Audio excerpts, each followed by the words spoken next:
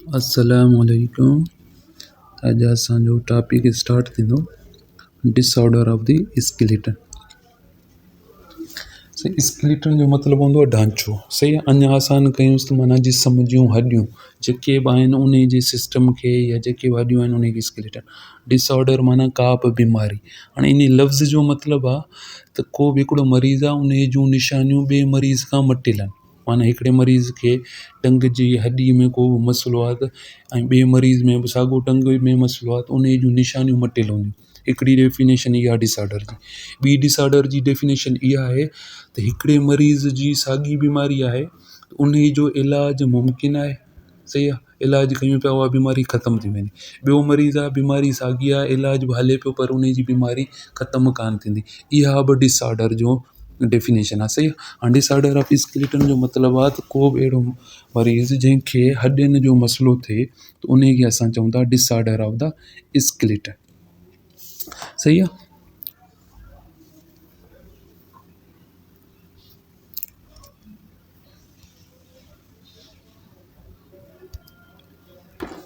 हाणे अचो त पढ़ूंसि। चए थो स्केलेटल डिफॉर्मेशंस ढांचे जी डिफॉर्मेशन। फॉर्मेशन माना ठाहिणु, डिफॉर्मेशन माना टुटणु। मे बी हेरिडिटी विरासती थी सघे थी।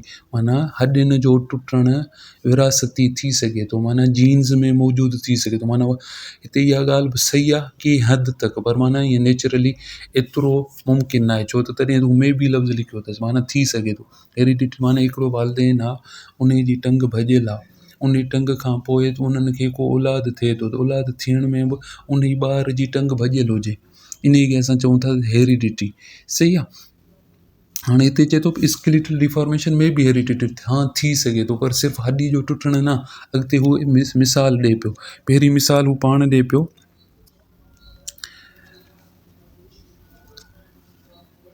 अर्थराइटिस में बि हार्मोनल।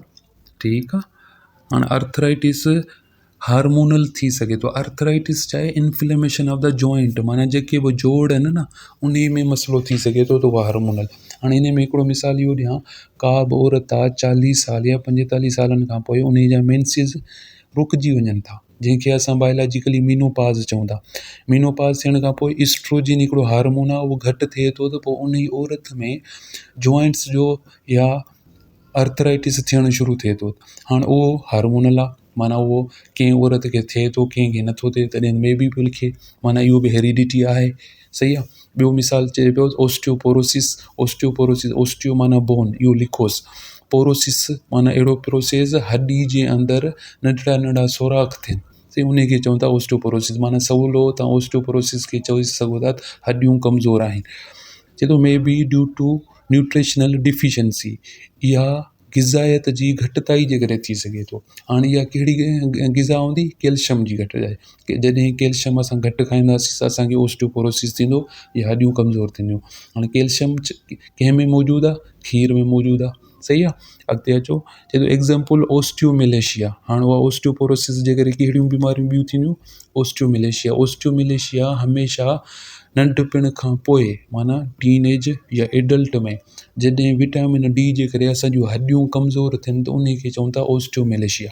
अॻिते अचे पियो रिकेट्स। सही ओस्टियोमिलेशिया जो मतिलबु विटामिन डी जे करे असांजूं हॾियूं कमज़ोर थी टुटणु शुरू थियनि या मुड़णु टेढ़ियूं मेढ़ियूं कमज़ोर थियणु शुरू थियनि उन खे ओस्टियोमिलेशिया चऊं था। इहो विटामिन डी जे करे। अॻिते अचे पियो रिकेट्स। रिकेट्स बि विटामिन डी जे करे पर वॾनि में न नंढड़नि ॿारनि में।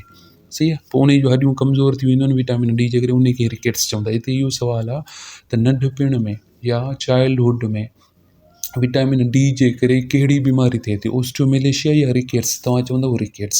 सही आहे। ओस्टियोमिलेशिया एडल्ट में या टीनेज में। अॻिते चए थो here we are described slipped disc. हिते असां डिस्कस कंदासीं माना हेठि स्लिप्ड डिस्क जे बारे में पढ़ंदासीं। इहा बि डिसऑर्डर ऑफ स्केलेटन आहे। स्पॉन्डिलोलाइसिस आहे शाटिकावा एंड अर्थराइटिक। से अर्थराइटिस इहे 4 डिज़ीज़ आहिनि जेके असां हेठि पढ़ंदासीं। उन मां पहिरीं असां डिज़ीज़ पढ़ूं था common disorder of the skeleton मां स्लिप्ड डिस्क। सही आहे। स्लिप्ड डिस्क हिकिड़ी उहा बीमारी आहे जेको असांजो वर्टिब्रल कॉलम आहे इन जे विच में हिकिड़ी डिस्क मौजूदु आहे, उहा थोरी फिसणु शुरू थिए थी। सही, हिते स्लिप्ड डिस्क जो मतिलबु असल में इहो नालो ग़लति आहे। इन जो नालो थींदो हर्निएटेड डिस्क, माना उहा डिस्क थोरी ॿाहिरि निकिरणु शुरू थींदी।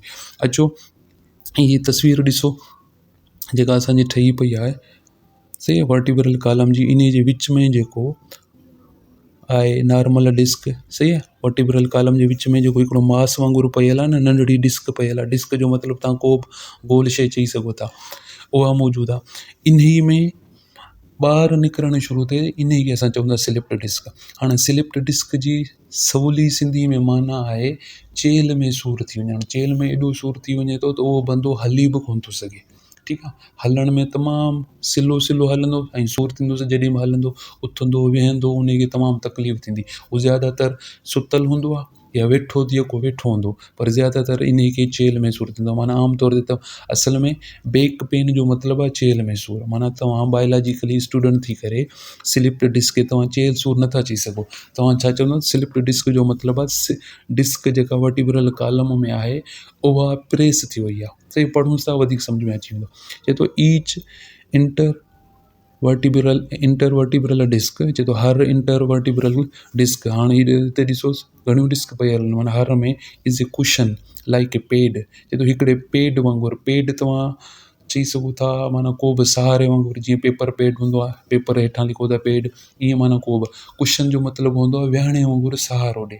चए थो हर वर्टिब्रल में, इनवर्टिब्रल माना वर्टिब्रल कॉलम में जेका बि डिस्क मौजूदु आहे इन जो कमु हूंदो आहे कुशन। कुशन माना विहणे वांगुरु। तव्हां ॾिठा हूंदा सोफ़नि ते जेके नंढड़ा विहणा पयल हूंदा आहिनि उनखे कुशन चवंदा, माना हिकिड़े सहारे जे लाइ कमु ॾींदा आहिनि। हाणे इहो वर्टिब्रल कॉलम में सहारो कुशन वांगुरु कीअं ॾींदा आहिनि, असां अॻिते पोइते थियूं पिया, लुॾूं पिया, किथे धक खाऊं पिया, पोइ या सजदे में वञूं पिया, सॼो मुड़णु वग़ैरह, इहो इन डिस्क जो कमु आहे। Which consist of the nucleus pulposus and annulus fibrosus. चए थो इहा ठहियल ॿिनि शयुनि जी आहे, न्यूक्लियस पल्पोसस जो एंड एन्यूलस फाइब्रोसस। हाणे अचो इन तस्वीर खे ॾिसूं। ही इन टुकड़ो कढियो अथनि कंहिंजो वर्टिब्रल कॉलम जो, विचूं ॾिसोसि न्यूक्लियस पल्पोसस आहे ऐं ॿाहिरियों हिसो जेको रिंग वांगुरु ठहियलु आहे या गोल ठहियलु आहे इहो एन्यूलस फाइब्रस आहे। पढ़ोसि, nucleus pulposus is an inner semi fluid. चए थो न्यूक्लियस पल्पोसस छा आहे, केरु बि पुछे तव्हां चवंदो डिस्क जे अंदरि इनर या अंदरि सेमी फ्लूइड आहे, माना हाफ पाणी आहे। सेमी फ्लूइड जो मतिलबु थियो हाफ पाणी। पाणी माना उहो पाणी जेको घाटो पाणी हूंदो, जेली वांगुरु हूंदो या जेको बि हूंदो उहो सेमी फ्लूइड आहे।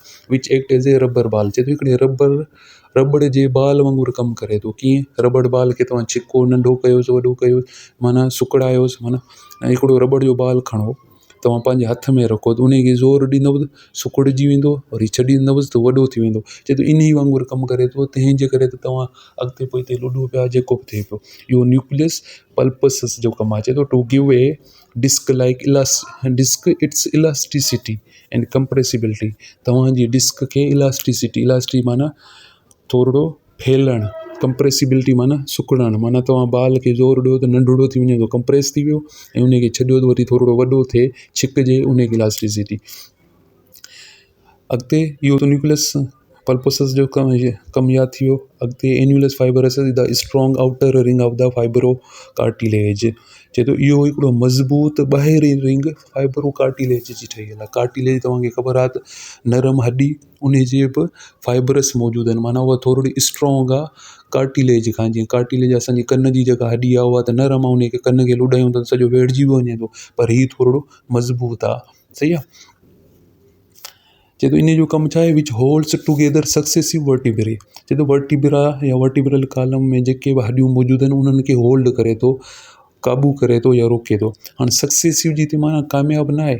सक्सेसिव जो मतिलबु आहे हीअ ॾिसो हिकिड़ी रिंग मौजूदु आहे, ॿी टी, माना कंटिन्यूसली जेके लगातार मौजूदु हुजनि न। चए थो लगातार वर्टिब्रल कॉलम में जेके डिस्क मौजूदु आहे त उनखे मज़बूती सां हिकु हॾी खे ॿी, माना हिकिड़ी रिंग खे ॿी रिंग सां या वरी जेका वर्टिब्रल कॉलम जी जेका हॾी आहे उनखे हिक ॿिए सां मज़बूती सां होल्ड कयो वेठी आहे। इहो कमु आहे एन्यूलस फाइब्रोसस।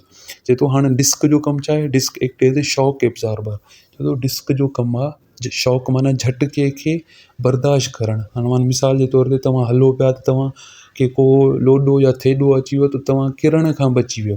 इहो डिस्क जो कमु आहे जेको तव्हांखे किराए ई कोन्हे। जेकॾहिं डिस्क न हुजे त तव्हां सवो सिधो किरो आहे। ठीकु आहे। इहो हाणे केरु पुछे त डिस्क जो कमु छा आहे, तव्हां पहिरियों चवंदो त कुशन आहे, सही आहे, सहारो ॾिए थो विहाणे वांगुरु मज़बूती। माना ॿियो कमु शॉक एब्ज़ॉर्बर आहे, झटके खे एब्ज़ॉर्ब करे थो। हाणे अॻिते चए थो severe or sudden trauma. Severe माना ख़तरनाक या तमामु घणो, सडन माना अचानक को बि ट्रामा नुक़सानु पहुचे या झटको लॻे या को बि इंजरी वग़ैरह थिए। टू स्पाइन, सही, स्पाइन्स छा आहिनि? हाणे इन खे तव्हां ॾिसो, हीअ तस्वीर ॾिसो, यादि आई? Cervical spine, thoracic spine, lumbar spine. माना स्पाइनल कार्ड में जेके बि न्यूरॉन अचनि पिया उते को बि स्पेसिफिक रीजन्स जेके ठहियल आहिनि न, माना जॻह आहिनि या एरिया आहिनि।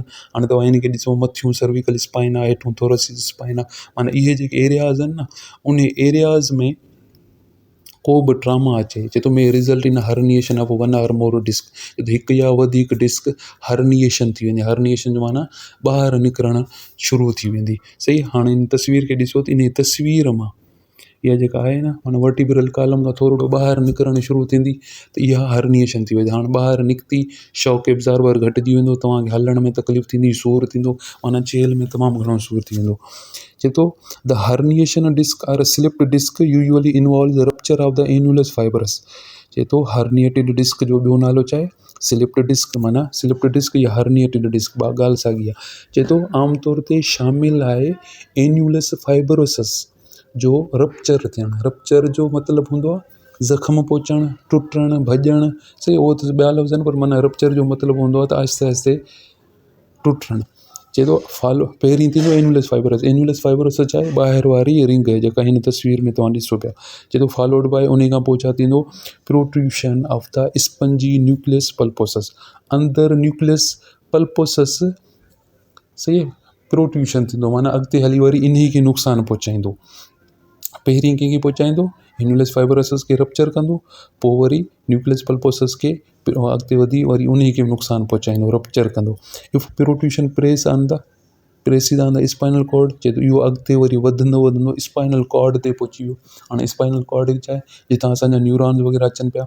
चए or on the spinal nerve, spinal nerve ते पहुची विया। माना जेके दिमाग़ खां असांजे स्पाइनल या वर्टिब्रल कॉलम जे अंदरि जेके बि असांजे दिमाग़ जा सेल अचनि पिया असांजे जिस्म खे कंट्रोल करण लाइ, उन ताईं वधी वियो। पोइ छा थींदो? जनरेट सीवियर पेन, पैदा कंदो तमामु घणो सूरु।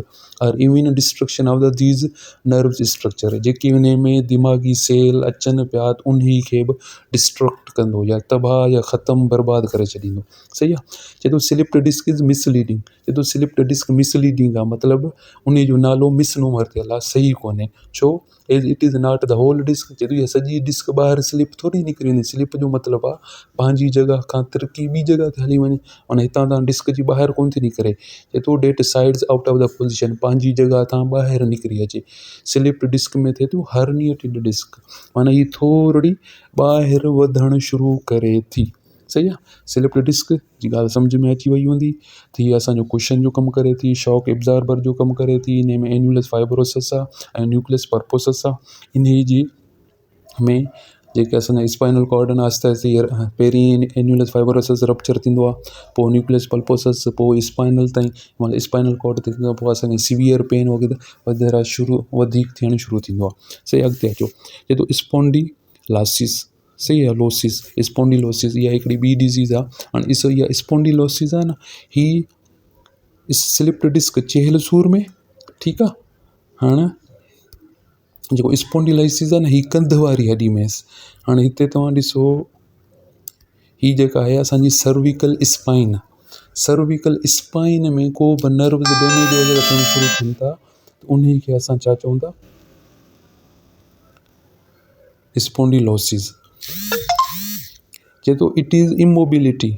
मोबिलिटी या मोबाइल जो मतिलबु न हरकत करणु। चए थो इन जी हरकत करण वारी सलाहियत घटिजी वेंदी या ख़तमु थी वेंदी। Infusion of the vertebral joint, इन में जेके बि जॉइंट्स वग़ैरह आहिनि न उहे पाण में फ्यूज जो मतिलबु आहे न मिक्स थी वेंदा। मिक्स थी वेंदा त पोइ असां कंध बि कोन लोॾे सघंदासीं। सही, कॾहिं ॾिठो आहे तव्हांखे चवंदा राति जो ग़लति सुतो आहे तंहिंजे करे मुंहिंजी नस चढ़ी वई आहे, कंध में ॾाढो सूरु आहे, इहा स्पॉन्डिलोसिस आहे। सही आहे। इहो हिकिड़ो क़िस्म आहे सर्विकल, अॻिते अचे पियो न सर्विकल स्पॉन्डिलोसिस, इहो हिकिड़ो क़िस्म आहे। चए थो results from the chronic cervical degeneration. हाणे सर्विकल छा आहे, अचो सर्विकल जी तव्हांखे हॾी ॾेखारियां।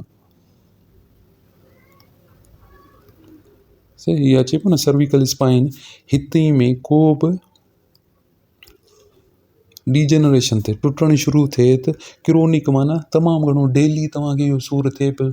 असां त चऊं था त असांजी नस चढ़ी वई आहे, पर बार बार बार थिए पियो त इहो इन जो मतिलबु आहे स्पॉन्डिलोसिस जो थिए थो। ठीकु आहे। With herniation of the disc या एजिंग, एजिंग जो मतिलबु आहे त उमिरि वधण जे करे बि थी सघे थो, या इहा जेका स्लिप डिस्क जे करे बि थी सघे थो। माना हिते बि सर्विकल स्पाइन माना कंध वारे ते हिते बि का बि डिस्क स्लिप थिए थी, उन खे असां स्पॉन्डिलोसिस चऊं था। जेका चेल वारी माना बैक पेन जे बैक वारी साइड ते जेकॾहिं डिस्क स्लिप थिए थी त उन खे असां हर्निएटेड डिस्क, ऐं कंध में जेका थिए थी त उन खे असां चवंदासीं स्पॉन्डिलोसिस। ठीकु आहे। स्लिप्ड डिस्क जो मतिलबु छा आहे, उहा सही आहे डिज़ीज़ या डिसऑर्डर स्केलेटन जी जेका चेल वारे डिस्क में थिए। स्पॉन्डिलोसिस किथे थिए, कंध वारे इलाइक़े ते। सही आहे इहा।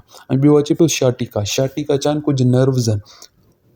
हाणे तव्हांखे इहे ॾिसजनि शाटिका नर्व। पहिरीं त तव्हां हिन तस्वीर खे ॾिसो, किथां अचनि पिया इहे नर्व। ठीकु आहे। बिल्कुलु लोअर बैक वारी साइड तां इहे नर्व अची सॼी टंग खे क़ाबू कनि पिया। हाणे सिर्फ़ु इन तस्वीर खे ॾिसी तव्हां इन ॻाल्हि खे सम्झी सघो था।